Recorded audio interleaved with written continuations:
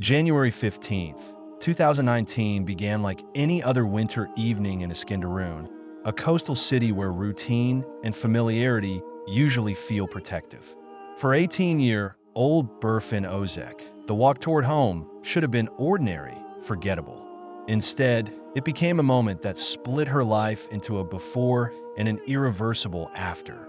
As she moved through the street, she encountered her former boyfriend, Casim Ozan Celtik. What followed unfolded in seconds but would echo for years.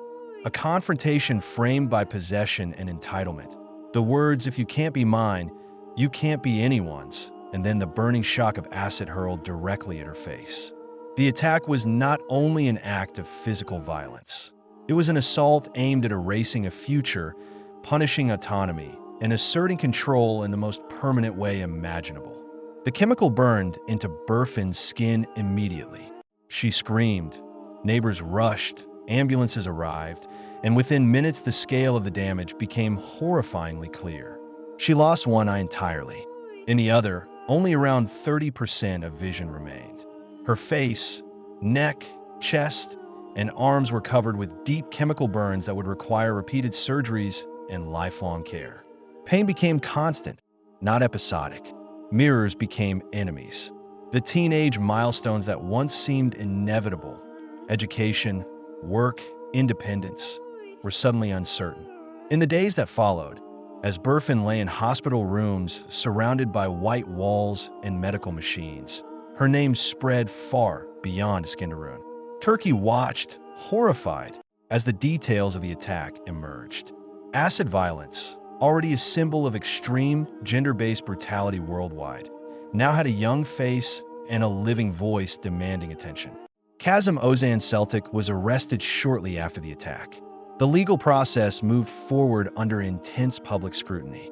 For many, this was a case that would test whether the justice system could respond decisively to a crime designed to permanently disfigure and psychologically dominate a woman.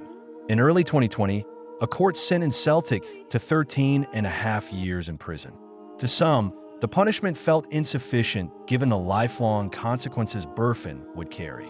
To others, it represented at least a formal acknowledgement that this was not a crime of passion or a misunderstanding, but a calculated act of violence. The sentence appeared, on the surface, to offer closure. But the story did not end in the courtroom. In many ways, it only became more disturbing after the verdict. During Berfin's long recovery, something unexpected began to take shape. From behind prison walls, letters arrived. Words of remorse, regret, longing. And from the outside, letters went back. Berfin began writing to the man who had destroyed her face and taken her sight. In interviews that later stunned the country, she said she could not bear the thought of him behind bars. She spoke of forgiveness, of compassion, of believing he had changed. Eventually, she announced that she wished to withdraw her complaint. The public reaction was immediate and explosive. Supporters who had rallied around her felt confusion, anger, even betrayal. Legal experts debated whether such a withdrawal could or should affect the outcome of a conviction for such crime. Her own lawyers, unable to reconcile their role with her decision, resigned in protest. To understand this turn, one must move beyond the simplicity of outrage and look into the psychology of trauma. Survivors of extreme violence do not always respond in ways that align with public expectations. In some cases, emotional bonds form between victim and perpetrator, especially when the victim's world collapses and the perpetrator remains psychologically central to the narrative of what happened. Dependence, guilt, fear, and a desperate search for meaning can intertwine. For Berfin, whose body had been permanently altered and whose future felt suddenly narrow and fragile, the letters may have offered a distorted sense of control, reconciliation, or closure. This does not excuse the crime, nor does it negate the harm. It reveals how violence can continue long after the physical wounds are treated, reshaping perception and agency in subtle, devastating ways. Public pressure eventually led Berfin to step back from withdrawing her complaint, but the emotional bond did not dissolve. While debates continued on television panels and social media feeds, the legal system faced an unprecedented global complication: the COVID-19 pandemic. In Turkey, as in many countries, prison regulations were temporarily adjusted to reduce overcrowding and limit the spread of the virus. In December 2021, these regulations resulted in Casim Ozan Celtik's early release. The decision reignited outrage nationwide. For many, it felt as though a system already criticized for leniency toward gender-based violence had failed again, allowing a man convicted of an acid attack to walk free while his victim remained imprisoned in her own altered body. What followed stunned even those who had been closely watching the case. Shortly after his release, Celtik proposed marriage to Berfin. She accepted. The legal marriage was carried out quietly, without the knowledge of her father, who had spent years fighting for her medical treatment, supporting her emotionally, and standing beside her in courtrooms. When the news became public, it triggered a collective sense of disbelief. How could a survivor marry her attacker? How could a father learn of his daughter's wedding through headlines rather than conversation? The story crossed borders, appearing in international media as an example not only of acid violence, but of the deep psychological scars it leaves behind. For Berfin's father, the marriage represented a collapse of everything he believed he had protected. He spoke of heartbreak, of feeling powerless, of watching his daughter's life take a turn he could neither understand nor prevent. His pain highlighted another often overlooked dimension of violent crime: the families who become secondary victims, navigating grief, anger, and helplessness while trying to respect the autonomy of someone they love. In Berfin's case, autonomy itself had become a complicated concept. Was this a free choice, or the final stage of a trauma bond forged through terror and guilt?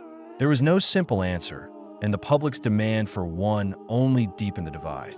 Berfin Ozek's story is not a morality tale with a clear lesson neatly wrapped at the end.